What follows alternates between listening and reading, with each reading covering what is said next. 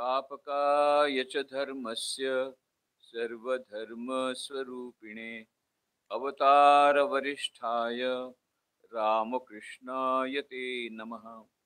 जननीं शारदां देवीं रामकृष्णं जगद्गुरुं पादपद्मे तयो श्रित्वा प्रणमामि मुहुर्मुहुः। नमः श्रीयतिराजाय विवेकानन्दसूरये सच्चित्सुखस्वरूपाय स्वामिने तापहारिणे। भगवान श्री रामकृष्ण देव, माँ शारदा देवी एवं स्वामी विवेकानंद चरणे प्रणाम करছি। प्रिय भाई स्वामी ज्ञानलोकानंद जी महाराज, प्रिय भाई स्वामी मंत्रिशानंद जी महाराज, उपस्थित सन्यासी वृंद, उपस्थित भक्त वृंद, स्वामी ज्ञानलोकानंद जी महाराजेर আমাকে বলেছেন বাংলাতে বক্তৃতা দিতে। প্রথমেই জানিয়ে দিই কি বাংলাতে আমার খুব বেশি সুবিধা হয় না, খুব ভালো করে বলতে পারি না। তো প্রথমেই আপনার কাছে যদি আমার বক্তৃতাতে কিছু ভুল ত্রুটি হয়ে থাকে তো ক্ষমা যাচনা করে নিচ্ছি। আরেকটা কথা, রামকৃষ্ণ মিশনের খিচুড়ি প্রসাদটা খুব ফেমাস, অনেকে খিচুড়ি প্রসাদের জন্য আসে। তো আমি আজকে খিচুড়ি পরিবেশন করব, কিন্তু খাওয়ার খিচুড়ি নয়, ল্যাঙ্গুয়েজের খিচুড়ি। Bangla plus English is equal to খিচুড়ি ল্যাঙ্গুয়েজ। আমি কিছু কিছু মাঝে ইংলিশও আসবে, যেহেতু আমি বাংলা ভালো করে জানি না। হিন্দিও কিছু কিছু আসবে। তো টপিকটা যে আছে দৈনন্দিন জীবনে সুখ ও শান্তি। সবাই সুখ ও শান্তি চাইছে, কেউ দুঃখ চায় না। প্রত্যেকেরই প্রবলেম আছে। আজকে আমাদের যে মডার্ন সোসাইটি, আমরা যে দেখছি প্রেজেন্ট সিনারিও, এটা টেনশনের যুগ এসে গেছে। সবাই সুখ আর শান্তির খোঁজে বেড়াচ্ছে। এটা ছোট মেয়েকে জিজ্ঞেস করলাম, হাউ আর ইউ, কেমন আছো? বলছে খুব টেনশনে আছি। হ্যাঁ, এই ছোটটুকু মেয়ে টেনশনে? আরে তোমার ঠাকমা আর দাদু এসব আমি বুঝতে পারি, ওরা টেনশনে আছে কেন, কখন ওল্ড এজ হোমে পাঠিয়ে দেবে কিছু ঠিক নেই। আজকাল ওল্ড এজ হোম খুলে গেছে অনেক, ওই জন্য ওরা টেনশনে আছে। তোমার বাবার টেনশন বুঝতে পারছি, কখন ভিআরএস দিয়ে দেবে, কখন চাকরি চলে যাবে, ওই জন্য টেনশনে আছে, আমি বুঝতে পারি। তোমার দাদার টেনশন বুঝতে পারি, 12 সায়েন্সে আছে, অনেক টেনশন আছে, বুঝতে পারি। তোমার মায়ের টেনশন বুঝতে পারি, কিভাবে সব জিনিসগুলো ঠিক করতে হবে, বাড়িটা ঠিক করে রাখতে হবে, শাশুড়িকে কিভাবে ম্যানেজ করতে হবে, হাজবেন্ডকে কিভাবে ম্যানেজ করতে হবে, বাচ্চাদেরকে কিভাবে ম্যানেজ করতে হবে। Parenting has become very difficult nowadays. Parent হওয়া খুব কঠিন হয়ে গেছে। আর সব থেকে বেশি জি পাওয়া যাচ্ছে না আজকাল, মনের মতো জি পাওয়া যাচ্ছে না। কাজ করার যে দাসী, ও পাওয়া যাচ্ছে না। মেড সার্ভেন্ট ছাড়া তো চলবে না আমাদের। আমেরিকাতে মেড সার্ভেন্ট নাই, কেন মেড সার্ভেন্টের স্যালারি আপনার থেকে বেশি। সুতরাং কিন্তু এখানে মেড সার্ভেন্ট ছাড়া চলে না। তো তোমার মায়ের টেনশনটা বুঝতে পারছি, কিন্তু তোমার কি টেনশন? বলছি মহারাজ আমি সিনিয়র কেজিতে আছি, জুনিয়র কেজিতে ছিলাম তখন ফার্স্ট ক্লাস ফার্স্ট পেয়েছি। এখন মা বলে দিয়েছেন এইবারে ও ফার্স্ট ক্লাস ফার্স্ট আসতে হবে, ওই জন্য খুব টেনশনে আছি। এই কম্পিটিশনের যুগ এসে গেছে, জেনারেশন গ্যাপ এসে গেছে। আর একটা রাক্ষস ঢুকে গেছে আমাদের। প্রথম আমেরিকাতে এলো, তারপরে ইউরোপে এলো, এখন আমাদের দেশে ঢুকে গেছে, আমাদের বাড়িতেও ঢুকে গেছে। সেটা রাক্ষসের নাম কি হলো? কনজিউমারিজম, উপভোক্তাবাদ। আরো চাই, আরো চাই, আরো চাই, আরো টাকা চাই, দুটো মোবাইল চাই, তিনটে মোবাইল চাই, দুটো জুতো চাই, নূতন ঘর বাড়ি চাই, আরো চাই, আরো চাই। টাকা পয়সা পাগল হয়ে গেছে সবাই। প্রত্যেকের মধ্যে একটা ইকুয়েশন, ওদের মনের মধ্যে ইকুয়েশন আছে, আমাদের সকলের মধ্যে আছে। H is directly proportional to M, where H is equal to happiness and M is equal to money. যত টাকা আসবে তত আমাদের সুখ শান্তি পাবো। কিন্তু সত্য কি তাই? টাকা পয়সা খুব দরকার আছে, সেটা ঠিকই, কিন্তু টাকা পয়সা এলেই যে সুখ শান্তি পাওয়া যাবে?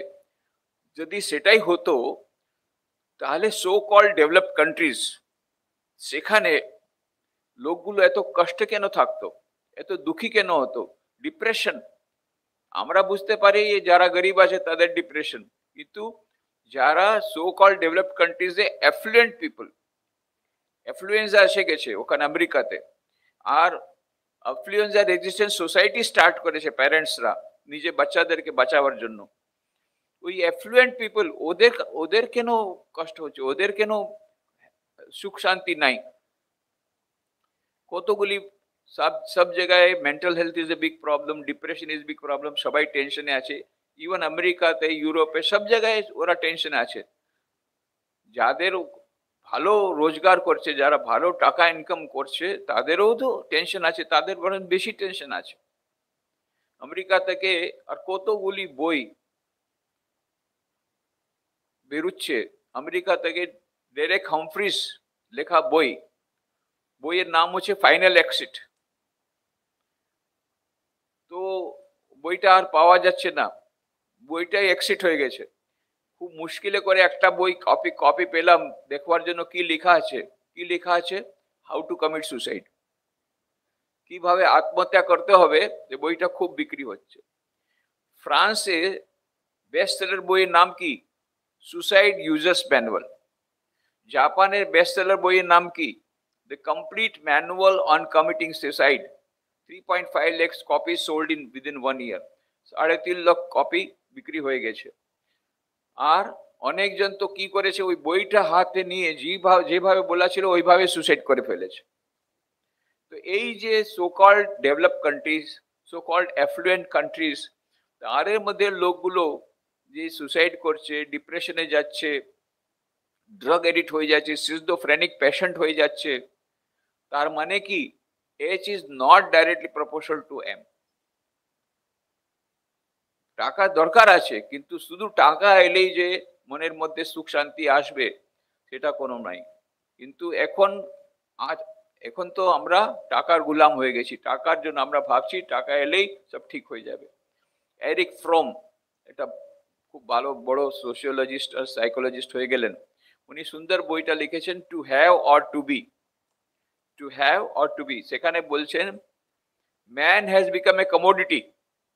Man himself has become a commodity. He thinks himself like a commodity and acts himself like a commodity. মানুষ নিজেও একটা কমোডিটি হয়ে গেছে। দেখুন না, বিক্রি হচ্ছে তো। যে ওখানে আপনি দেখেন ক্রিকেট প্লেয়ার সত্যি সত্যি বিক্রি হচ্ছে। কত টাকা দাম, ওর কত টাকা দাম। মানুষগুলো বিক্রি হচ্ছে। They also have become commodities. So modern man has become like this, that man has become a commodity. He thinks himself like a commodity, sells himself like a commodity. একটা ভালো বই বেরিয়েছে, ডানা জোহার, অক্সফোর্ড ইউনিভার্সিটি, উনি professor. বইয়ের নাম হলো SQ, spiritual intelligence, the ultimate intelligence. আজকাল আমরা এআই থেকে ভয় পাচ্ছি, কিন্তু এআই থেকে ভয় পাওয়ার কোনো আমাদের কারণ নেই। কেন? এআই এর গট আইকিউ, কিন্তু মানুষের মধ্যে শুধু আইকিউ নাই, ইকিউ আছে, আবার এসকিউ আছে। সেই কথাটা ওই বইতে লেখা আছে, SQ, spiritual intelligence, the ultimate intelligence. উনি কি বলছেন? That IQ, SQ, spiritual intelligence is the ultimate intelligence. লিখছে neurologically, biologically, psychologically, physiologically, from every point of view, there is a concluding evidence, there is something called SQ, which is the basis of both IQ and EQ. IQ মানে intelligence quotient, EQ মানে emotional quotient, emotional intelligence. Daniel Goleman 1991-এ ওটা খোঁজ করেছিলেন। আর এই latest discovery হলো spiritual quotient. Spiritual quotient এটা উনি বলছেন, unfortunately the modern man is living in a dumb society where we have forgotten the purpose of life. What is IQ? IQ will tell you how to play the game of life. IQ কি শেখাবে, কিভাবে জীবনের খেলা খেলতে হবে। What is EQ? EQ will tell you how to play the game of life under change circumstances with change strategies. EQ কি শেখাবে, কি যখন পরিস্থিতিটা বদলে যায় তখন মনস্থিতিটা বদলে কিভাবে ভালোভাবে এই জীবনের খেলা খেলতে হবে, সেটা ইকিউ শিখাবে।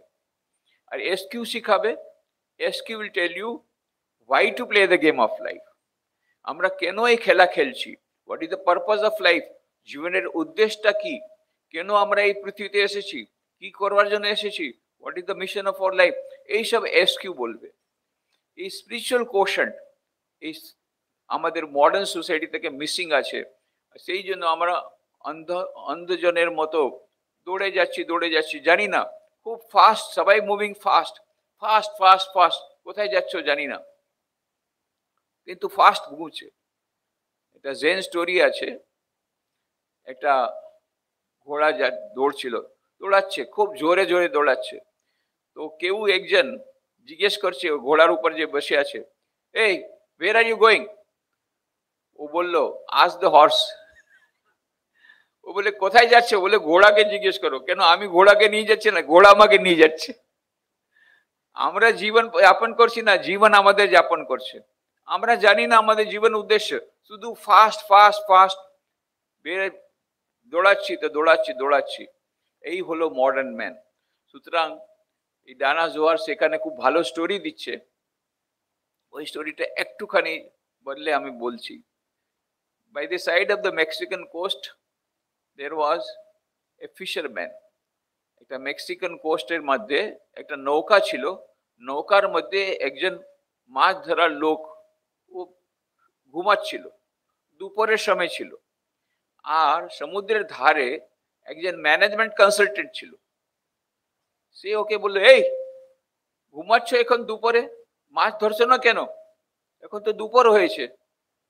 তো সে শুয়ে শুয়ে বলছে, বাবুজি, এটা কথা হলো, আমি আজকে সকালেই এত বড় মাছ পেয়েছি, ওটা বিক্রি করে দিয়েছি, বিক্রি করাতে আমার যা টাকা আছে, আজকে টাকাটা আমার, যেটা আমার কোটা আছে টাকা রোজগার করবার, সেটা পেয়ে গেছি। সুতরাং সেই জন্য আমি আনন্দ করে ঘুমাচ্ছি। আরে এটার মধ্যে কোনো কোটা সিস্টেম আছে? আরে আরো টাকা জোগাড় করো, আরো মাছ ধরো, আরো মাছ ধরলে কি হবে, আরো টাকা পাবে। কিন্তু টাকাটা করবো কি, টাকাটা আমার যা হয়ে গেছে আজকে যা দরকার, নো, ডিপোজিট। ডিপোজিট শব্দ শুনেনি ও আগে? হ্যাঁ, ব্যাংকে অ্যাকাউন্ট খুলে দাও, ওখানে ডিপোজিট করো। তারপরে যখন ডিপোজিটটা বেড়ে যাবে, ওটা নিয়ে আরেকটা নৌকা কিনবে, তাহলে দুটো নৌকা হয়ে যাবে, আরো মাছ পাবে, তো আরো টাকা পাবে। তো কি করবো, টাকা আবার ডিপোজিট করো। এই করতে করতে করতে সব নৌকা তো নিতে থাকবে। Then you will have a fleet of all steamers, fleet of boats, পুরো একটা অনেকগুলো বোট হয়ে যাবে। তারপরে কি, অনেকগুলো নাও হয়ে যাবে। তারপরে you start a multinational company, আর খুব এইরকম রোজগার করবে। Then you move your headquarters from Mexico to New York, তারপরে নিউ ইয়র্কে হেডকোয়ার্টার চলে যাবে তোমার, আর you will become CEO of a multinational company. এই করে, আচ্ছা তারপরে কি, তারপরে সারা জগতে তুমি ঘুরবে আর সব বিক্রি করবে, টাকা রোজগার করবে। পরে যখন এইরকম তুমি ঘুরবে, তো ন্যাচারালি হার্ট প্রবলেম হবে। যখন 3টা হার্ট সার্জারি হয়ে যাবে, ডক্টর বলবো আর হবে না, তখন রিটায়ারমেন্ট নিয়ে নেবে, তোমার কোম্পানিটা সেল করে দেবে। কোম্পানি সেল করে যা টাকা আসবে আমার কাছে নিয়ে আসবে। I am N investment expert from Harvard, আমি বলে দেব কোথায় টাকাটা, ওখানে ডিপোজিট করলে একেবারে খুব ভালো ইন্টারেস্ট পাওয়া যাবে। প্রতি মাস তুমি এত ভালো ইন্টারেস্ট পাবে, তুমি ভালো করে ঘুমাতে পারবে। আরে আমি তো ভালোই করে ঘুমাচ্ছিলাম, তুমি আমাকে তুলে দিলে। ভালো করে ঘুমানোর জন্য এত লম্বা প্রসিজার। আরে আমি তো ভালোই করে ঘুমাচ্ছিলাম। তখন ডানা জোহার বলছে, এই যে ম্যানেজমেন্ট কনসালটেন্ট, এর কাছে হাই আইকিউ আছে, he knows how to make money. আর এই যে ফিশারম্যান, মাছ ধরাওয়ালা, ওর আইকিউ লেভেলটা কম আছে, ও জানে না কিভাবে টাকা রোজগার করতে হবে। কিন্তু এই ম্যানেজমেন্ট কনসালটেন্টের কাছে এসকিউ, স্পিরিচুয়াল ইন্টেলিজেন্স কম আছে, ও জানে না জীবনের উদ্দেশ্য কি। কিন্তু এই মাছ ধরাওয়ালা, তার এসকিউ হাই আছে, ও জানে জীবনের উদ্দেশ্য হলো সুখ আর শান্তি পাওয়া। শুধু টাকা হলে হবে না, সুখ আর শান্তি এটাই হলো মেইন জিনিস আমাদের জীবনের জন্য। সেটার জন্য ওর এসকিউটা বেশি আছে। তো যাই হোক, সেই জন্য বলছে ডানা Johar, we are living in a dumb society where we have forgotten the purpose of life. আমরা জীবনের উদ্দেশ্যটাই আমরা করে ফেলেছি। সেই জন্য এই সুখ শান্তির খোঁজে সবাই আছে। এটা শুধু টাকা রোজগার করলে হবে না, সুখ শান্তি খুব দরকার। Happiness industry is the 5th largest industry in the world today. আপনার জেনে আপনার আশ্চর্য হয়ে যাবেন, হ্যাপিনেস ইন্ডাস্ট্রি, কিভাবে সুখ শান্তি পাওয়া যায়, কিভাবে টেনশনটাকে ওভারকাম করা যায়। ওদের জন্য যা সেমিনার হচ্ছে, ওদের জন্য বই হচ্ছে, ওদের জন্য চেষ্টা চলছে, ওদের জন্য যে যোগা আর এসব চলছে, এইসব জিনিসগুলো যে হ্যাপিনেস ইন্ডাস্ট্রি বলছে, হ্যাপিনেস অ্যান্ড ওয়েলনেস ইন্ডাস্ট্রি, ওটা 5th লার্জেস্ট ইন্ডাস্ট্রি সারা জগতে হয়ে গেছে। সবাই এখন সুখ শান্তি চাইছে, কিন্তু এটা সব হওয়ার পরেও সুখ শান্তি পাচ্ছে না। কারণটা কি? কারণ হচ্ছে আমরা ঠিক জায়গায় ওটা খুঁজছি না। একজন বুড়ি মা ছিল, সে কাঁদছে। তো একজন ছেলে বলল, মা তুমি কাঁদছো কেন? আরে আমার একটা ছুঁচ হারিয়ে গেছে। তা কাঁদছো কেন? আমি খুঁজে দিচ্ছি। সেও খুব খুঁজলো, সেও পেলো না। তারপরে বুড়িমাকে জিজ্ঞেস, আচ্ছা বুড়িমা, ও ছুঁচ কোথায় হারিয়েছিল? বাবা ওই ভিতরে রুমে হারিয়েছিল। হ্যাঁ, আর তুমি বাহার বারান্দায় দেখছো? বাবা ওখানে অন্ধকার আছে, এখানে আলো আছে, সেই জন্য এখানে দেখছি। কত বছর করো খুঁজেও পাবে না। ছুঁচ কোথায় কোথায় হারিয়েছে? ভিতরে। আর খুঁজছে কোথায়? এই এখানে বাইরে বারান্দায়, পাবে না। এইটা হলো আমাদের সকলেরই স্টোরি। আমাদের সকলের মনের মধ্যে শাশ্বত সুখ শাশ্বত শান্তির স্রোত রয়েছে। আর আমরা খুঁজছি আর শান্তি আর সুখ শান্তি কোথায় খুঁজছি? Latest model mobile, latest model car, latest model বাড়ি, লেটেস্ট মডেল ড্রেস, এই সবাই তো খুঁজছি। আছে কোথায়? ভিতরে। খুঁজছি কোথায়? বাইরে। এই জন্য কবির বলছে, মোको कहाँ तू ढूंढे बंदे, मैं तो तेरे पास में, खोजोगे तो अभी मिलूंगा पल भर की तलाश में। আরে এখনই পাওয়া যাবে, ভিতরেই আছে, আর আমরা চারিদিকে খুঁজে বেড়াচ্ছি। না भी कमल में है कस्तूरी, वृथा मृग फिरे बनकारे, बिन सदगुरु नर ऐसे ही ढूंढे, जैसे फिरे पशु बनकारे। হিমালয়ের মধ্যে এক যে মৃগ পাওয়া যায়, এক ধরনের মৃগ। মৃগ মানে হিরণ। তো এই মৃগটা কি হচ্ছে? কস্তুরী মৃগ। সে খুব দৌড়াচ্ছে, খুব দৌড়াচ্ছে। কেন? কোথায় থেকে কস্তুরী গন্ধ পাচ্ছে। শেষে দৌড়ে দৌড়ে মারাই গেল। তারপরে দেখা গেল কস্তুরী তো ওর নাভির কমলে ছিল, আর খুঁজছে কোথায়? চারিদিকে। এইটা আমাদের সকলেরই স্টোরি। শাশ্বত সুখ শাশ্বত শান্তির স্রোত প্রত্যেক মানুষের মধ্যে রয়েছে, কিন্তু আমরা বাইরে খুঁজে বেড়াচ্ছি। এই জন্য কঠোপনিষদ বলছে, নিত্য নিত্যানাম চেতনশ্চেতনানাম एको बहुनाम यो विदधाति कामान तम आत्मस्थम येनु पश्यन्ति धीराः तेषाम शांति शाश्वती नेतरेषाम। কে শান্তি পাবে? যে ভিতরে আত্মার পর দর্শন করেছেন, তারাই ওই শাশ্বত শান্তি পাবেন। আমরা ওটা আমরা ভুলে গেছি। ভিতরে শাশ্বত শান্তির স্রোত রয়েছে। আর কার মধ্যে রয়েছে? প্রত্যেক মানুষের মধ্যে রয়েছে। বুড়ো হোক, কম বয়সী হোক, পুরুষ হোক, স্ত্রী হোক, আর টাকা পয়সাওয়ালা লোক হোক, গরিব হোক, যে কোনো বর্ণের, যে কোনো জাতি, যে কোনো দেশের লোক হোক, প্রত্যেক মানুষের মধ্যে ওই শান্তি সুখ শান্তির স্রোত পরম চৈতন্য তত্ত্ব আত্মা রয়েছে। এষ সর্বেষু ভূতেষু, সেখানে ব্র্যাকেট কিছু নেই, সর্বেষু ভূতেষু, এষ সর্বেষু ভূতেষু গুড়ো আত্মা ন প্রকাশতে দৃশ্যতে ত্বগ্রয়া বুদ্ধিয়া সূক্ষ্ময়া সূক্ষ্মদর্শিবি। প্রত্যেক মানুষের মধ্যে ও আত্মা রয়েছে। আত্মার স্বভাবটা কি হলো? সচ্চিত আনন্দ। এই আনন্দ স্বরূপ আত্মা প্রত্যেক মানুষের মধ্যে রয়েছে। আর তার সত্ত্বেও আমরা কান্নাকাটি করছি, আমাদের আনন্দ নাই, আমাদের সুখ শান্তির জন্য আমরা ঘুরে বেড়াচ্ছি। কেন? আমরা ভুলে গেছি এই শাশ্বত শান্তির স্রোত আমাদের ভিতরে, কিন্তু আমাদের অনুভূতি হচ্ছে না। আমরা জানি শাস্ত্র বলেছে সেটা ঠিক আছে, কিন্তু আমাদের অনুভূতি হচ্ছে না কি ভিতরে শাশ্বত শান্তির স্রোত রয়েছে। কেন এটা হচ্ছে? কেন? একটা আবরণ এসে গেছে, একটা পর্দা এসে গেছে, এটা স্ক্রিন অফ ইগনোরেন্স, অজ্ঞানের একটা আবরণ আমাদের মধ্যে রয়েছে, যার জন্য আমরা ওই যে ভিতরে দিব্য আত্মা, সচ্চিদানন্দ আত্মা, তাকে আমরা দেখতে পারছি না, অনুভূতি ওর করতে পারছি না, because of this screen off ignorance. এই অন্ধকার, এই যে আমাদের অজ্ঞানের যে আবরণ, সেটার জন্য আমরা করতে পারছি না। সেই জন্য কবির বলছেন, घूंघट का पट खोल रे তোহে পিয়া মিলেঙ্গে, কটুক বচন মত বল রে তোহে পিয়া মিলেঙ্গে। তুমি প্রিয়তমকে পাবে, ঈশ্বরকে পাবে। কেমন করে পাবে? এই ঘুঙ্গটটা খুলতে হবে, তার মানে এই আবরণটা খুলে দিতে হবে। এই আবরণটা খুললেই তুমি ওটা পাবে। তো এখন আবরণটা কেমন করে খুলবো? এই আবরণ কেমন করে খুলবে? তার জন্য স্বামী বিবেকানন্দজি, আমরা কত ভাগ্যবান আছি, এখানে বসে আছি যেখানে স্বামীজির জন্ম হয়েছিল। কত বছর উনি এখানে ছিলেন সন্ন্যাসের আগে।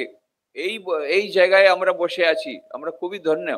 সেই স্বামী বিবেকানন্দ বলছেন, পুরো যে বেদান্তের সারাংশ বলে দিচ্ছেন রাজযোগের গ্রন্থের মধ্যে, এক সংক্ষেপের মধ্যে, each soul is potentially divine. The goal of human life is to manifest this divinity within by controlling nature, external and internal. Do this either by work or worship or psychic control or philosophy, by one or more or all of these, and be free. This is the whole of religion. Doctrines, dogmas, rituals, books, temples are but secondary details. কি বলছেন স্বামীজি? প্রত্যেক মানুষের মধ্যে দিব্যতা রয়েছে, কিন্তু কিভাবে রয়েছে? শুয়ে আছে, সুষুপ্ত ভাবে আছে। মানুষ জীবনের যে উদ্দেশ্যটা হলো কি হলো? এই ভিতরে যে সুষুপ্ত আত্মা আছে ওটাকে জাগৃত করা, দিব্যতাকে অভিব্যক্ত করতে হবে, দিব্যতাকে প্রকট করতে হবে। তো the goal is to manifest this divinity within. বাইরে থেকে আনতে হবে না, ইম্পোর্ট করতে হবে না, ভিতরেই আছে, ওটাকে ম্যানিফেস্ট করতে হবে। তো ওই ম্যানিফেস্ট যখন করব, manifest the divinity within, how? By controlling nature, external and internal, বাহ্য এবং অন্তঃ প্রকৃতিকে বশীভূত করে হবে। তো সেটা কিভাবে হবে? তার জন্য চারটি পথ আছে। কোনটি পথ? একটা হলো রাজযোগ, একটা হলো জ্ঞানযোগ, একটা হলো ভক্তিযোগ, আর একটা হলো কর্মযোগ।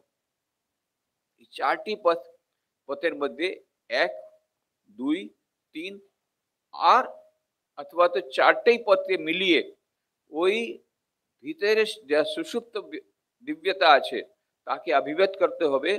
এই হলো মানুষ জীবনের লক্ষ্য, এই মানুষের জীবনের সত্য, আর এই হলো ধর্মের সর্বস্ব। কে কত ধার্মিক আছে সে কেমন করে বুঝবে কে কতখানি নিজের দিব্যতাকে অভিব্যক্ত করেছে? চার উপায়ের যে কথা বলছেন স্বামীজি, তার মধ্যে প্রথম হলো রাজযোগ। রাজযোগ হচ্ছে অষ্টাঙ্গ যোগ। यम, नियम, आसन, प्राणायाम, प्रत्याहार, धारणा, ध्यान আর সমাধি, অষ্টাঙ্গ যোগ। অষ্টম সোপানে সমাধি। যখন সমাধি হবে তখন অনন্ত সুখ, অনন্ত জ্ঞান, অনন্ত আনন্দ পাওয়া যাবে। তার কিন্তু স্টেপ কি আছে? প্রথম হচ্ছে यम। यम মানে কি হচ্ছে? সত্য, अस्तेय, ब्रह्मचर्य, अपरिग्रह, अहिंसा। নিয়ম কি হলো? শৌচ, সন্তোষ, তপ, স্বাধ্যায়, ঈশ্বর প্রণিধান। এই यम और নিয়মটাকে প্র্যাকটিস করতে হবে। তারপরে এই প্রাণায়াম প্র্যাকটিস করতে হবে, প্রত্যাহার করতে হবে, ধ্যান করতে হবে। তারপরে যখন ধ্যানটা খুব গহন হয়ে যাবে তখনই গিয়ে সমাধি হবে। আর এই হলো জীবনের উদ্দেশ্য। তখন গিয়ে সুখ শান্তি পাবে। এটা হলো রাজযোগ। তো রাজযোগটাকে ব্রিফলি আমি বলবো, মেডিটেশন এভরিডে, মডার্ন ম্যানের জন্য, আধুনিক মানবের জন্য বলবো, প্রতিদিন কিছু কিছু দিন কিছুক্ষণ ইয়ম और নিয়মের পালন করতে হবে। তার মানে নৈতিক নিয়মগুলোর পালন করতে হবে এবং কিছুক্ষণ ধ্যান করতে হবে সকাল বিকাল। এই হলো রাজযোগ। আর ভক্তিযোগ কি হলো? ভক্তি হলো প্রার্থনা, ভগবানের নাম নেওয়া, মন্ত্র জাপ করা, আর পূজা পাঠ করা, তীর্থস্থান ঘোরা, তীর্থ করা, এইসব হলো ভক্তিযোগ। তো এই ভক্তি যোগটাও আধুনিক মানবের জন্য খুবই সোজা। সেই জন্য বলছেন ঠাকুর এই যুগের জন্য হচ্ছে নারদীয় ভক্তি, সেটাও শ্রেষ্ঠ। কেন? সকলের জন্য ওটা খুব সুবিধা হয়, খুব সরলভাবে হয়ে যায়। আর এই মন্ত্র জাপ করলে আমাদের খুব ভালোভাবে আমরা এগুতে পারবো। এই যে আমাদের যে উদ্দেশ্যটা আছে, যে আমাদের ভিতরে যে অজ্ঞানের যে আবরণ আছে সেটা দূর করবার জন্য খুব শ্রেষ্ঠ উপায় মা শারদা দেবী বলছেন, জপাত সিদ্ধি, জপাত সিদ্ধি, জপাত সিদ্ধি। জপ করলে সিদ্ধি পাবে। আর ওই জপটা আর একটা জিনিস, সিদ্ধি যদি আমরা নাও চাই, দৈনন্দিন জীবনে আমরা সুখ শান্তি চাই, আমরা চাই দৈনন্দিন জীবনের সমস্যাগুলোকে সমাধান করতে চাই, তো খুব সুন্দর একটা কথা বলছেন মা শারদা দেবী, the easiest and the best way of solving all the problems of life is to take the name of the Lord of Sri Ramakrishna in silence. আমাদের জীবনে যত সমস্যা আছে সব সমস্যার সমাধান হচ্ছে, ওর বেস্ট উপায়, সর্বশ্রেষ্ঠ উপায় হচ্ছে মন্ত্রে জাপ করা। তো মন্ত্রে জাপ করলে যে ইষ্ট দেবতাকে পাবো, মন্ত্র জাপ করলে যে ভগবানকে পাবো, সেটাই শুধু নয়, মন্ত্র জাপ করলে আমাদের দৈনন্দিন জীবনে যত সমস্যা তাও সমাধান পাওয়া যাবে। আমাদের এখন সমস্যা যে আছে মনের শান্তি, তাও পাওয়া যাবে। এই যতগুলি উপায় বলছে সেইগুলো হচ্ছে শাশ্বত সুখ আর শাশ্বত শান্তির দিকে নিয়ে যাবে। কিন্তু যখন আমরা প্র্যাকটিস করছি শাশ্বত সুখ শাশ্বত শান্তি প্রাপ্ত করার জন্য, এটা এটা তো অনেক সময় লাগবে, ওটা সময় সাপেক্ষ আছে, সময় সাপেক্ষ আছে। কেন? এটা লম্বা সতু দীর্ঘকাল নিরন্তর সৎকারা সেবিত দৃঢ়ভূমি, পতঞ্জলি যোগ সূত্রে বলছে। তো দীর্ঘকাল সাধনা করতে হবে। কিন্তু যখন আমরা একটু একটু এগোচ্ছি তাতে কি হবে? দৈনন্দিন জীবনে সুখ শান্তি পাওয়া যাবে। যখন আমরা ধ্যান করছি তো ধ্যানের মধ্যে আমাদের যে আনন্দ পাওয়া যাবে, ওই আমাদের মনটা যে চঞ্চল হয়ে গেছে সেটা একটুখানি কম চঞ্চল হবে যদি আমরা ধ্যানের অভ্যাস করি। তো ধ্যান করার জন্য করতে করতে করতে সমাধি যখন প্রাপ্ত হবে সেটা হলো অন্তিম উদ্দেশ্য। কিন্তু যখন আমরা ধ্যান করছি তাতেও আমাদের প্রতিদিনে একটু একটুখানি আমাদের শান্তি পাওয়া যাবে। তো যেটা আমরা চাই, সুখ শান্তি চাই, দৈনন্দিন জীবন সুখ, ওইভাবে মন্ত্র জাপ করতে করলে জপাত সিদ্ধি তো হয়ে যাবে। কিন্তু দৈনন্দিন জীবনে যত আমাদের সমস্যা আছে সেগুলোও সমাধান হয়ে যাবে মন্ত্র জাপ করলে। মা বলছে, শারদা দেবী বলছেন कि শুধু জপাত সিদ্ধি বলছেন না, the easiest and the best way of solving all the problems of life is to take the name of the Lord of Sri Ramakrishna in silence. খুব এই ভিতর গিয়ে একটুখানি মন দিয়ে মন্ত্র জাপ করতে হবে। এই হলো ভক্তি যোগ। তারপরে কি হচ্ছে? জ্ঞান যোগ। জ্ঞান যোগ তো হচ্ছে শ্রবণ, মনন, নিধিধ্যাসন।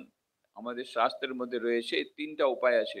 আগে শ্রবণ করতে হবে, শুনতে হবে, এই যে যে পরম যে সত্য আছে তার সম্বন্ধে, আমাদের যা আমাদের যে সত্যিকারের আমাদের যে স্বরূপ আছে তার সম্বন্ধে শুনতে হবে, তারপরে চিন্তন করতে হবে, তারপর আর ওর সম্বন্ধে বিচার করতে হবে, আর তারপরে ওর উপরে ধ্যান করতে হবে। শ্রবণ মনন নিধিধ্যাসন। এটাই আধুনিক মানের জন্য আমি সোজা করে বলছি কি এই যে বইয়ের মধ্যে সবগুলো আছে, আজকাল আধুনিক মানবের কাছে বই উপলব্ধ আছে। প্রথম কালে তো ঋষি মুনিরা এই শ্রবণ করতে হতো, ঋষি মুনির কাছে শ্রবণ করতে হলো। এখন আরো সোজা আছে, বইয়ের মধ্যে সবকিছু আছে। বই পড়া, বই উপর আবার চিন্তন করতে হবে, আর গুড় চিন্তন করতে হবে, নিধিধ্যাসন করতে হবে। তো বইয়ের মধ্যে উপনিষদও আছে, গীতা আছে। যে বইগুলো আপনার কাজ, আপনার ভালো লাগে, যার এই বইগুলোর মধ্যে ওই পরম তত্ত্বের সব চিন্তন দেওয়া আছে, ওইগুলো পড়লে আমাদের ওই জ্ঞানের পথটা সোজা হয়ে যাবে এবং দৈনন্দিন জীবনেও আমরা শান্তি পাবো। ওদের মধ্যে একটা বই আমি বলবো, রামকৃষ্ণ কথামৃত। আপনার সবাই জানেন কথামৃত মাস্টার মহাশয় মহেন্দ্রনাথ গুপ্ত এম ম মহাশয়, উনি তো উনের আপনি সব নিশ্চয়ই জানেন कि উনি কথামৃত লিখেছেন। কথামৃত লিখেছেন শ্রী শ্রী রামকৃষ্ণ কথামৃত ম লিখেছেন, শুধু পুরো নামটা দেন নেই, কিন্তু ওনার ফুল নাম হলো মহেন্দ্রনাথ গুপ্ত ম। তো তিনি, তো ওনার বাড়িতে এত ঝামেলা ছিল, এই যে আমরা বলি না বাড়ি ঝামেলা এত বেড়ে গেছে কি করব বুঝতে পারছি না, ওই অবস্থা ওনারই হয়েছিল। এত ঝামেলা ছিল, শেষে ওনার বাড়ি ছেড়ে দিতে হলো, পরিত্যাগ করলেন নিজের পরিবারজনকে নিয়ে। সংযুক্ত পরিবার ছিল, জয়েন্ট ফ্যামিলি ছিল, সেখান থেকে নিজের পত্নী, নিজের ওয়াইফ, ওনার গিন্নি আর এই বাচ্চাদেরকে নিয়ে বেরিয়ে পড়েছেন। বারানগরের কাছে আসতে আসতে ঘোড়া গাড়ি একটা অ্যাক্সিডেন্ট ছোট হয়ে গেল, সেই জন্য ওখানে বারানগরে ওনার যে বোনের কাছে থাকতে হলো। বোনের ছেলে ছিল সিদ্ধু মজুমদার, সিদ্ধেশ্বর মজুমদার, সিধু করে বলতো। সে নেক্সট ডে মামাকে বলছে, মামা এখানে কাছে দক্ষিণেশ্বর মা কালীর মন্দির আছে, সেখানে যাবে? হ্যাঁ বলে আমি এখন তো, উনি তখন মানে ঠিকই করে নিয়েছেন উনি সুসাইড করবেন, এত কষ্ট পেয়েছেন মনে। উনি একেবারে বলেই দিয়েছেন, বলে দেন নাই, কিন্তু মনে ঠিক করেছেন উনি সুসাইড করবেন। এইদিকে মামাকে বলছে, মামা দক্ষিণেশ্বর মা কালী মন্দির কাছাকাছি আর যাবে? বলে না, আমার কোনো দেবী দেবতার কাছে যেতে আমার ইচ্ছা হচ্ছে না। তখন সিদ্ধেশ মজুর গঙ্গার ধারে আছে, খুব সুন্দর বাগান আছে। তো ইনি প্রকৃতি প্রেমী, আচ্ছা বাগান আছে তাহলে চলো। তো বাগান দেখতে এসছে দক্ষিণেশ্বরে। বাগান দেখতে দেখতে দেখছে ওখানে একটা রুম আছে। তো রুমে কি আছে এটা এরকম দেখছে, তখন দেখছেন শ্রী রামকৃষ্ণ দেব কট, ছোট কট ছিল, ওখানে বসে ভক্তেরা নিচে ছিল, বসে ছিল মেজে, সম্বন্ধে কথা বলছে। এত মিষ্টি কথা, এত সুন্দর কথা, কিছুটা শুনেই বলছেন ও মনে হচ্ছে যেন সুখদেব সাক্ষাৎ ভাগবত করছেন।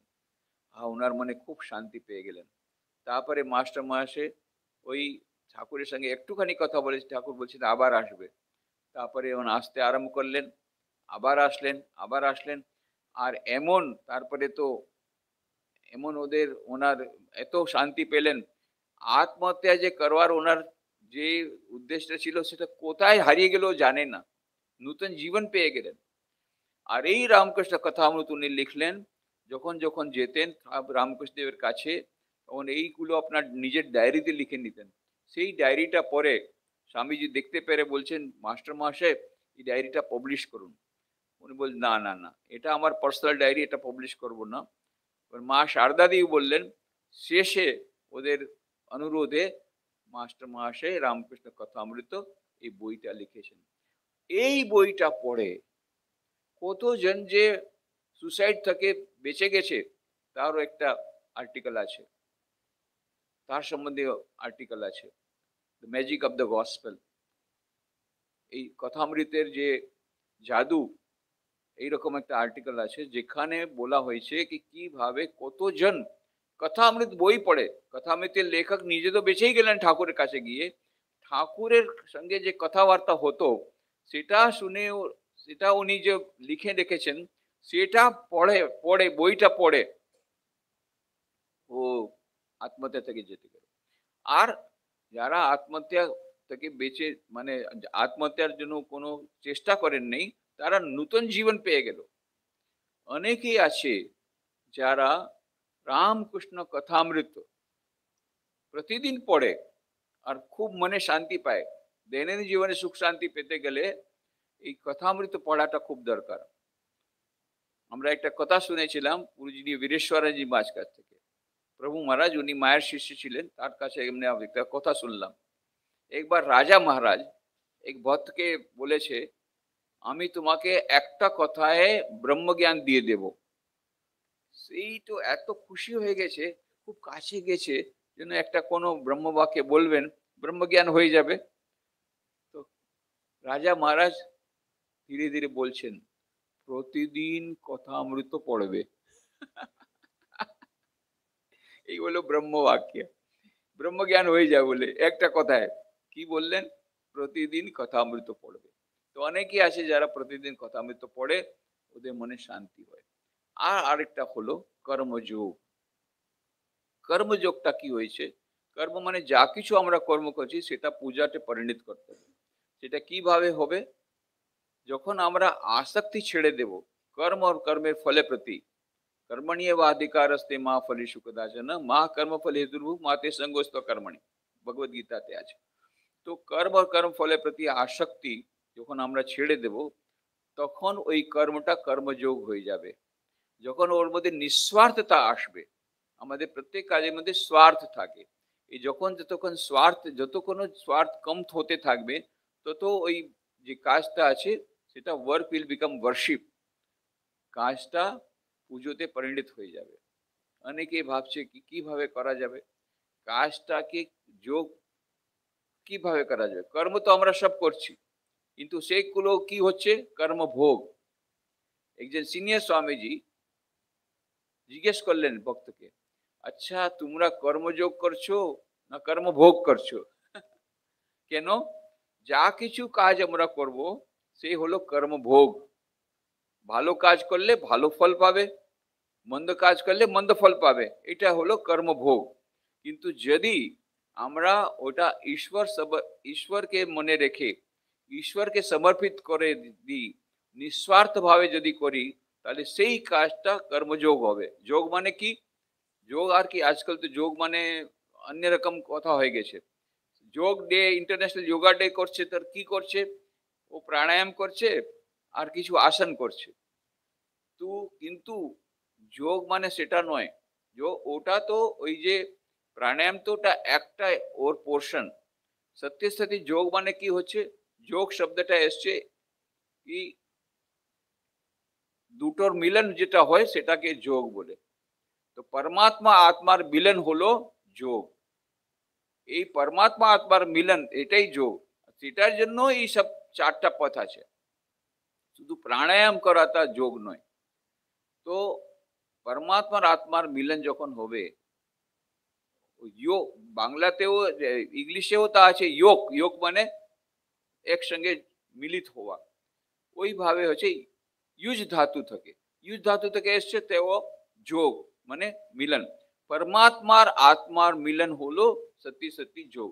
সেই যোগ চার রকম হতে পারে: জ্ঞান দ্বারা জ্ঞান যোগ, ভক্তি দ্বারা ভক্তি যোগ, কর্ম দ্বারা কর্মযোগ, আর ধ্যান দ্বারা Rajyoga.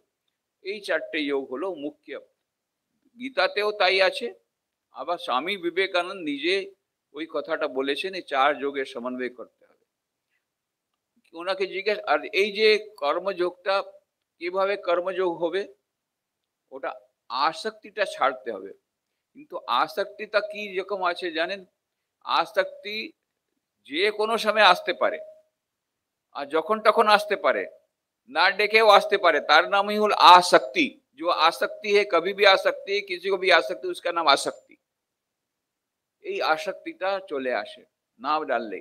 And attachment is the source of all our miseries, Swamiji বলছেন। এই অ্যাটাচমেন্টটা যদি না যায় তাহলে হতে হবে না। তো সোজা একটা পথ বলে দিচ্ছি কর্মটাকে কর্মযোগ করবার জন্য, খুব সোজা পথ। ওটা হলো স্যান্ডউইচ সাধনা। স্যান্ডউইচ তো আপনারা জানেন, আপনারা তো তৈরি করেন সব স্যান্ডউইচ। প্রথম কি করতে হবে? একটা ব্রেডের একটা টুকরো নিতে হবে, ব্রেডের পিস নিতে হবে। তারপরে এই মায়েরা ভালো করে জানেন স্যান্ডউইচ করতে। তো স্যান্ডউইচ করুন, তাতে প্রথম একটা ব্রেডের একটা পিস নিলেন, তারপরে তার উপরে বাটার দেবেন, না চিজ দেবেন, না টমেটো দেবেন, যা যে একটা মশলা দিতে হবে, যাই মশলা আপনি দিতে চান দিয়ে দেন। তার উপরে আরেকটা স্লাইস দিয়ে দেন ব্রেডের। এই হলো স্যান্ডউইচ তৈয়ার। তো ওইভাবে সকালে যেই আমরা ঘুম থেকে ঘুম আমার ঘুম গেল, যেই আমরা জাগ্রত হলাম, প্রথমটা কি করতে হবে? প্রার্থনা করতে হবে। হে প্রভু, আজ সারা দিনে যা কিছু কাজ করব সে তোমাকে সমর্পিত করলাম, আর কর্মের ফল তোমাকে সমর্পিত করলাম। এটা হলো এক পিস ব্রেড। এক প্রেয়ার হলো কি হলো? এক পিস অফ ব্রেড। তো সারা দিন কাজ করব, এটা হলো মশলা। আবার রাত্রে ঘুমার সময় আবার এক পিস ব্রেড, প্রার্থনা। হে ভগবান, আজকে সারা দিনে যা কিছু কাজ করলাম সব তোমাকে সমর্পিত, কর্মের ফল তোমাকে সমর্পিত। এটা হলো একটা স্যান্ডউইচ তৈরি। আবার ছোট ছোট স্যান্ডউইচ করা যেতে পারে। অফিস যাওয়ার সময়, হে প্রভু, অফিসে আমি যা কিছু কাজ করবো সব তোমাকে সমর্পিত, কর্মের ফল তোমাকে সমর্পিত। অফিস থেকে এসে, হে প্রভু, যা কিছু আমি অফিসে করলাম সব তোমাকে সমর্পিত, তার ফল তোমাকে সমর্পিত। এটা ছোট একটা স্যান্ডউইচ আবার হয়ে গেল। এই স্যান্ডউইচ সাধনা দ্বারা আমরা কর্মটাকে কর্মযোগ করতে পারবো। এটা সাধনা করতে হবে, এটা প্র্যাকটিস করতে হবে। আর নিঃস্বার্থতা যত হবে ততই কর্মটা কর্মযোগ হয়ে যাবে। সেবার ভাবনা যতই হবে বেশি, ততই আমাদের এই কর্মটা কর্মযোগ হয়ে যাবে। স্বামীজি যখন বিদেশ থেকে এসছেন, যখন কলকাতায় ছিলেন, তখন তো কলকাতা ছিল, তো কলকাতায় এসছেন। ও এই সময়ে একজন যুবক স্বামীজির কাছে এসছে। স্বামীজি, আমি মনে শান্তি পাচ্ছি না, অনেক গুরুর কাছে গেছি, অনেক সাধনা করেছি, কিন্তু মনে শান্তি পাচ্ছি না। তো স্বামীজি বললেন, আচ্ছা, তো এখন কি সাধনা করছো? বলে, লেটেস্ট গুরু আমাকে যা বলেছে তাই করছি। আজকাল তো গুরু চেঞ্জ হয়ে অনেকবার, অনেক লোক গুরু চেঞ্জ করে, যেমন গাড়ি চেঞ্জ করে নতুন মডেল, আবার গুরুটাকেও চেঞ্জ করে। বলে, লেটেস্ট গুরু আমাকে যা বলেছেন তাই করছি। বলে, সেটা কি? উনি বলেছেন কি, যে ঘরের দরওয়াজা জানলা সব বন্ধ করে দিতে হবে, আর চোখ বন্ধ করে দিতে হবে, আর মনটাকে বিচার শূন্য করে দিতে হবে। এইভাবে করলে মনের শান্তি পাওয়া যাবে। বলে, আমি তো অনেক দিন চেষ্টা করছি কিন্তু শান্তি পাচ্ছি না। স্বামীজি বলছে, আমি তোমাকে একটা ভালো উপায় বলছি। প্রথম তো এই জানলাগুলো খোল, আর চোখটা খোল, আর দেখ পাশে কে একজন রোগী আছে, তাকে ঔষধ দে। কে একজন গরিব আছে, তাকে একটু খেতে দে। এইরকম করে পাশে যা আছে তাকে সেবা করো, তৎক্ষণাৎ তৎকাল তুমি শান্তি পাবে। এই হলো মেইন। স্বামীজি বলছেন, যত আমরা নিঃস্বার্থ সেবা করব ততই আমাদের মনের শান্তি পাওয়া যাবে। এই দৈনন্দিন জীবনে অনাসক্তি আর নিঃস্বার্থতার জন্য আমাদের চেষ্টা করতে হবে, তখন গিয়ে এই কর্মযোগটা হয়ে যাবে। তো স্বামীজি বলছেন কি, এই একটা দুটো তিনটা অথবা চারটা যোগ মিলে এইসব হয়ে যাবে। তখন আমাদের এই কথাটা হচ্ছে, কোনটা যোগ করব, কোনটা যোগ ভালো। স্বামীজি বলেন, সেটা তোমার উপর আছে, তুমি যেটা যোগ করতে চাও করো, কিন্তু আপনি কোনটা করছেন? বলে, আমি চারটা যোগ একসঙ্গে করে দিয়েছি। একসঙ্গে চারটাই যোগ আমি একসঙ্গে আমি ওটাকে আমি প্র্যাকটিস করছি। তাতে কি হচ্ছে, আপনারা জানেন যে ইন্ডাস্ট্রিগুলো প্রোডাক্টিভিটি করবে, তারা কি করে, maximum utilization of all resources, যত রিসোর্সেস থাকে তার ভালো ইউটিলাইজ করে, তখন গিয়ে ওই কোম্পানিটা এগিয়ে যাবে। ওইভাবে স্বামীজি বলছেন, maximum utilization of all our faculties. আমাদের কাছে কি কি ফ্যাকাল্টি আছে? হাত আছে, হাত দিয়ে ভগবানের কাজ করো। আর কি আছে? আর মন আছে, মন দিয়ে ভগবানের ধ্যান করো। আর কি আছে? বুদ্ধি আছে, বুদ্ধি দিয়ে ভগবানের বিচার করো, জ্ঞান যোগ। আর কাজ করছো কর্মযোগ, মনের দ্বারা তুমি ভগবানের ধ্যান করো, সেটা হলো রাজযোগ। আর কি হলো? হৃদয় দিয়েছে ভগবান। হৃদয় কি চাইছে? ভালোবাসা চাইছে। কত ভালোবাসা? 5 কিলো না 10 কিলো? আমি জিজ্ঞেস করি ইয়ংদেরকে। না।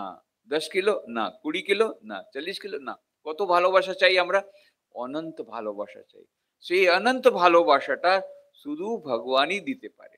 তো ভগবানকে ভালোবাসা, ভগবানের কাছ থেকে ভালোবাসা পাওয়া, আর বাকি সবাইকে কি করছি আমরা? 10 কিলো দিলাম, 5 কিলো ভালোবাসা ফেরত পেলাম, মনটা খারাপ হয়ে যাবে।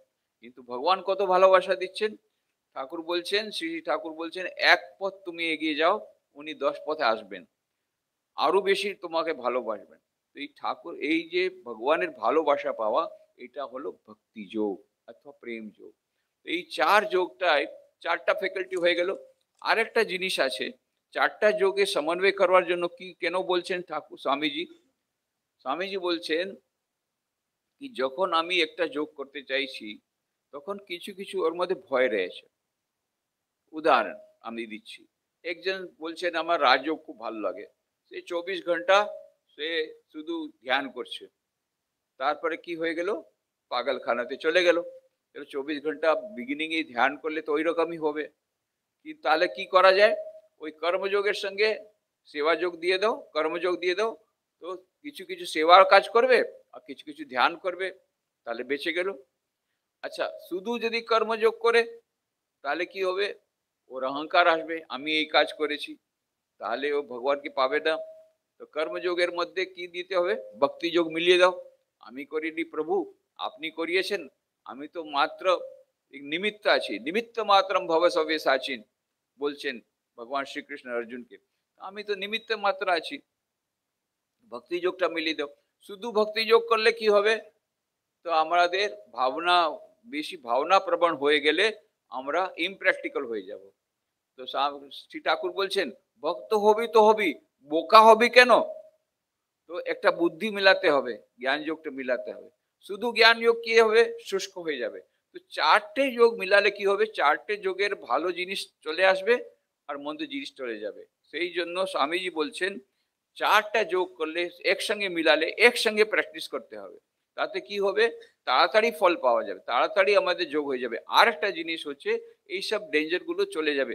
আর একটা জিনিস হচ্ছে আমাদের পার্সোনালিটিটা ইন্টিগ্রেটেড পার্সোনালিটি হবে। আর আমাদের গ্রোথটা কি হবে? ইন্টিগ্রেটেড গ্রোথ হবে। আমাদের ভালোভাবে আমরা নিজেরকে গড়ে তুলতে পারবো। সেই জন্য এই 4টা যোগ একসঙ্গে করার জন্য স্বামীজি বলছে। ওটার জন্য কি হবে? কিভাবে করা যেতে পারে? প্র্যাকটিক্যাল আমি বলি যুবকদের জন্য, ওদের কাছে টাইম নেই, বলি ঠিক আছে তোমরা এক কাজ করো, 5-5-5 আর 5-5-5। কি 5-5-5? 5 minutes of prayer ভক্তি যোগ, 5 minutes of meditation Rajyoga, 5 minutes of inspirational reading, খুব ভালো বই পড়া, কথা আমি পড়ো না, স্বামীজির কমপ্লিট বক্স পড়ো। সকালে কি কি হলো? 5-5-5, 15 মিনিটস। রাত্রে কি হবে? আবার সেই 5 minutes meditation, 5 minutes of prayer, 5 minutes of বই পড়া। এই 15 মিনিট সকালে, 15 মিনিট রাত্রে। আমাদের কাছে টাইম ম্যানেজমেন্ট করতে হবে। 86,400 সেকেন্ডস আমরা প্রত্যেকজন পাচ্ছি, কেউ তো কম পাচ্ছে না, 24 ঘন্টা পাচ্ছে। 86,400 সেকেন্ডস, তার 1% হলো 14.5 মিনিট, এবার 15 মিনিট। 1% সকালে, 1% রাত্রে। এটা যদি আমরা করতে পারি বিগিনিং, যারা দীক্ষিত ভক্ত তাদের বেশি টাইম দিতে হবে কিন্তু।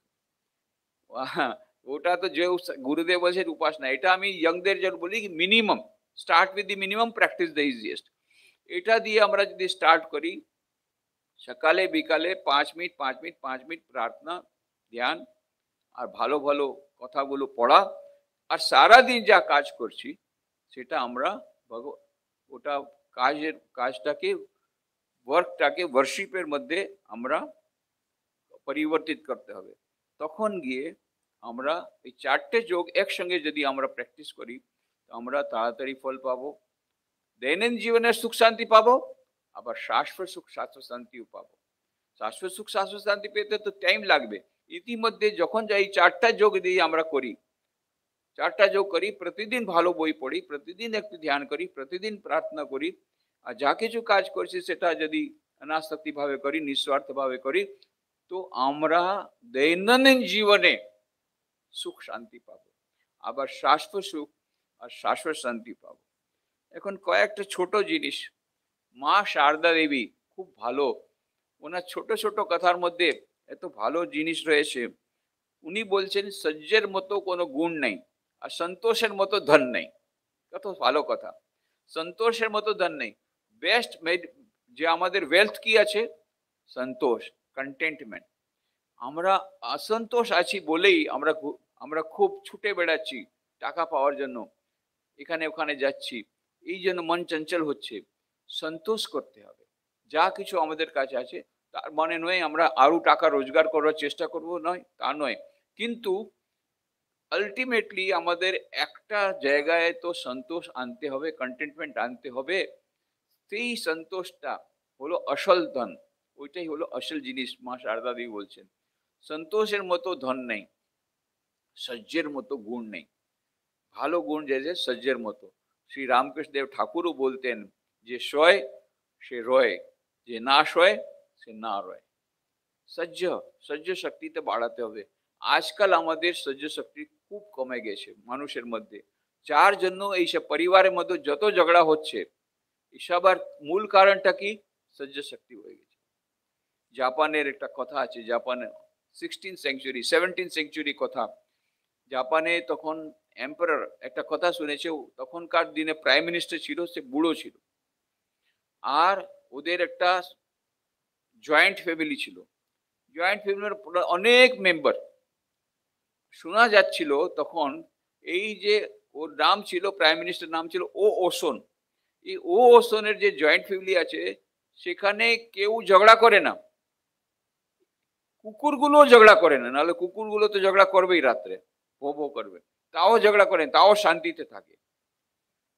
তো যখন এম্পারার এটা শুনলো, সম্রাট, তখন ও গেল ওখানে প্রাইম মিনিস্টার কাছে, বুড়ো ছিল, কি আপনার কাছে একটা আবেদন আছে, আমি শুনেছি আপনাদের সংযুক্ত পরিবার, পুরো ফ্যামিলি এত বড় আছে আপনার, জয়েন্ট ফ্যামিলি, তবু আমাদের আপনাদের ফ্যামিলির মধ্যে কত শান্তি রয়েছে, সমন্বয় রয়েছে, কিছু ঝগড়া হচ্ছে না।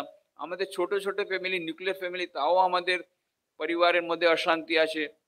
তো আপনি একটা কাজ করুন, আমাকে 100 ফর্মুলা দেন কিভাবে পরিবারের শান্তিতে থাকতে হবে। তো আমি ওইগুলো সারা দেশে ছড়িয়ে ফেলবো, সবাইকে দিয়ে দেবো। তো আপনি আমাকে 100 মন্ত্র দিয়ে লিখে দেন। তো উনি বললেন আচ্ছা কাগজ দেন, আনো। কাগজ আনা হলো, পেন্সিল আনা হলো, উনি লিখতে লাগলেন 100 formulas of bringing peace and harmony in the families. পরিবারে কিভাবে শান্তি আনতে হবে তার জন্য 100 ফর্মুলা উনি লিখলেন। তো ফর্মুলাগুলো কি কি ছিল?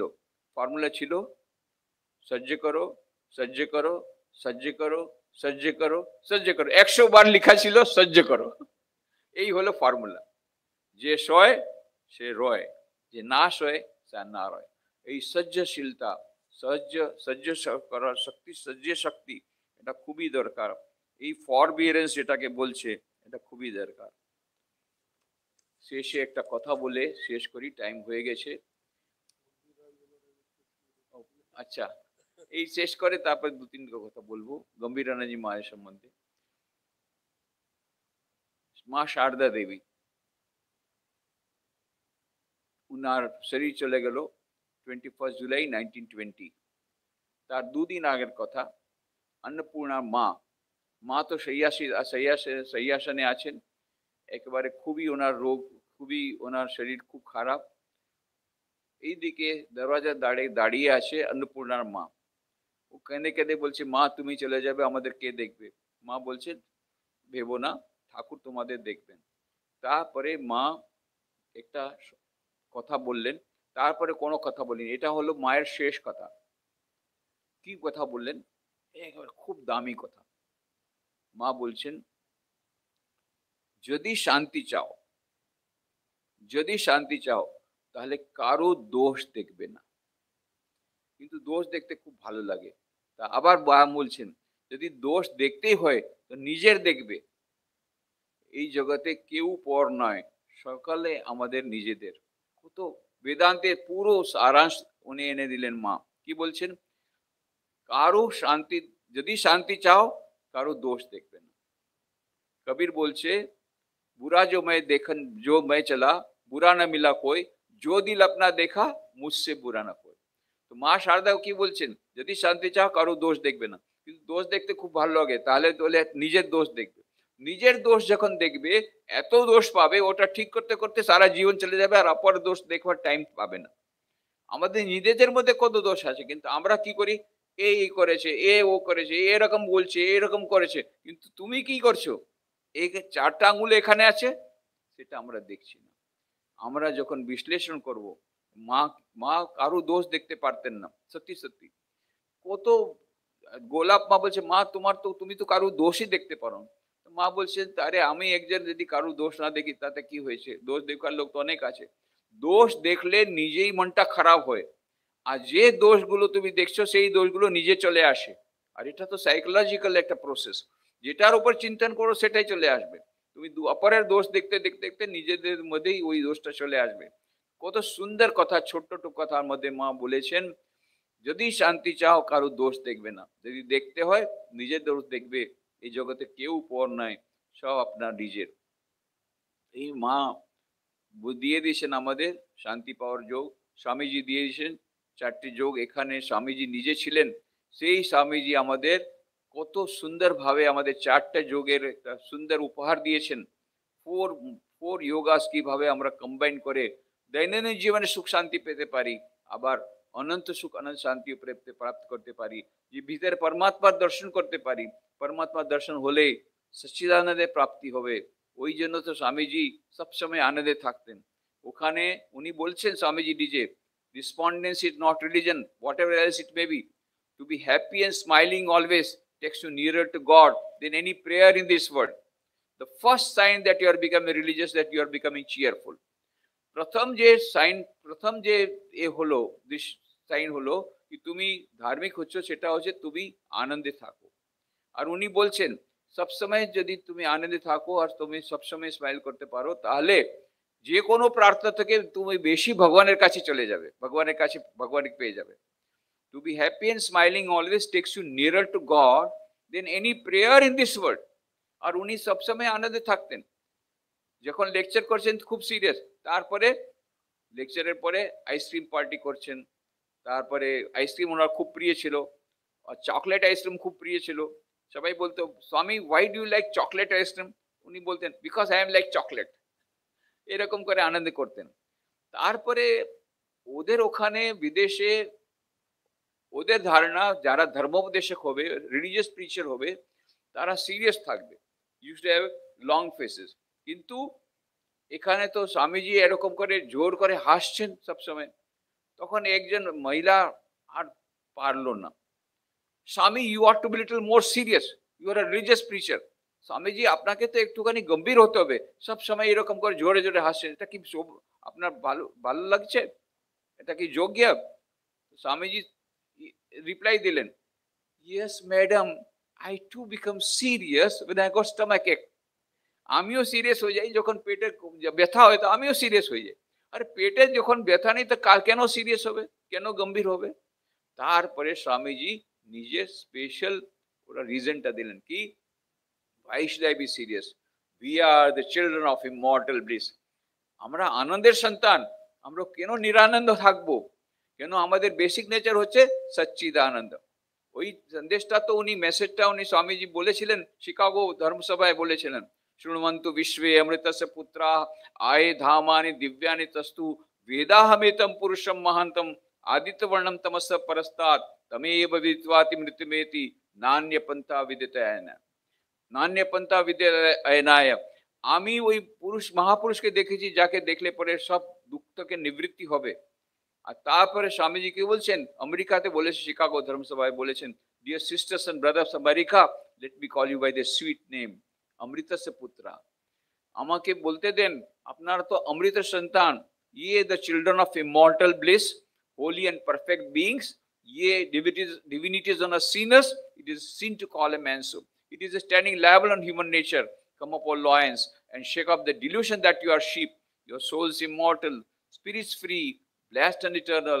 Ye are not matter, ye are not bodies. Matter is servant, not a the servant of matter. আরে তোমরা পাপী নয়, তোমরা তো অমৃতের সন্তান আছো। এটাই সে বেদান্তের বাণী, শ্বেতা শ্বেতের উপদেশের বাণী উনি শুনিয়েছিলেন। তারপর বলেছেন তোমরা তো আনন্দের সন্তান আছো।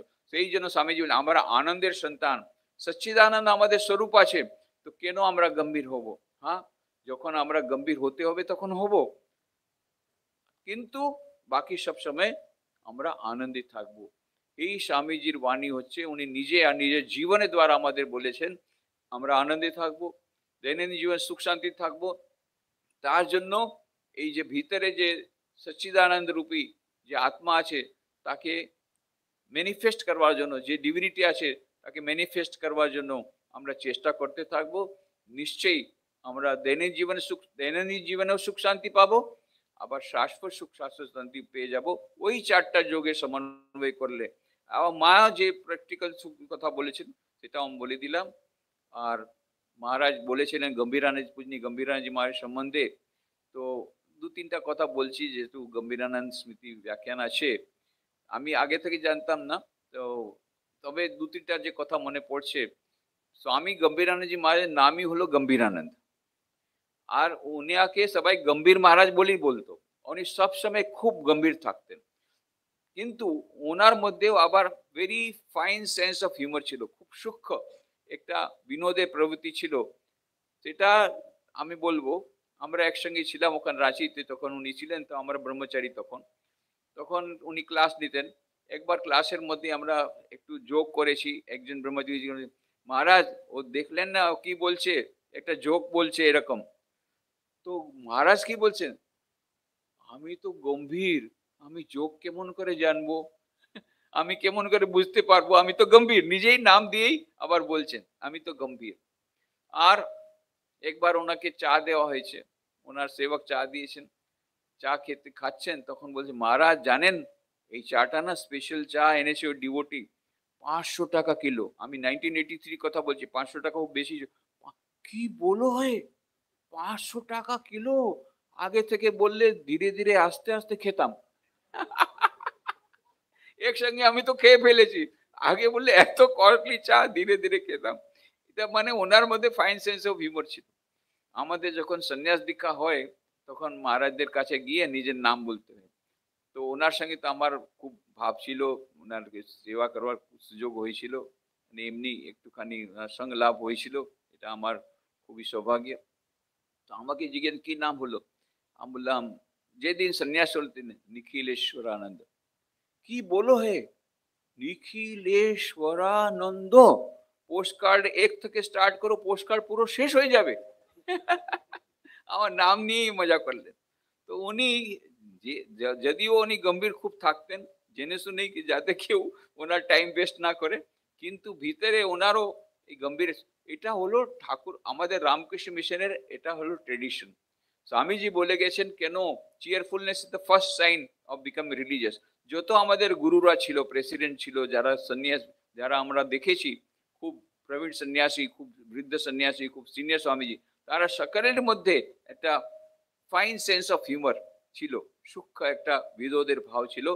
তো পূজ্য গম্ভীরানন্দজি মহারাজের চরণে খুব প্রণাম করছি, ঠাকুরমা স্বামীজির চরণে প্রণাম করছি, আর জ্ঞান লোকানন্দজিকে খুব খুব ধন্যবাদ দিচ্ছি। আমাকে, আমরা তো এসেছিলাম ওই হেডস কনফারেন্সের জন্য, আমরা সব হেডস কনফারেন্সের জন্য সারা দেশ থেকে এসেছি, বাংলাদেশ থেকে অনেকে আসছে, তো এটা তো ফাউ পাওয়া গেল। আপনাদের সঙ্গে যে দেখা হলো এই জ্ঞান লোকানন্দজি মহারাজের জন্য ফাউ আমি পেয়েছি, আর আপনাদের সঙ্গে কথা হতে পারছে।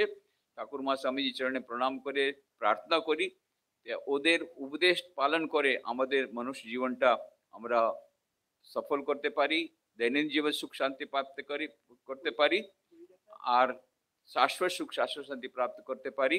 এই রকম আমাদের আশীর্বাদ দেন উনি, আর আপনাদের সকলের মধ্যে দিব্য চেতনা বিরাজমান আছে, তাকে প্রণাম করে আমার বাণীটাকে এখানে শেষ করছি।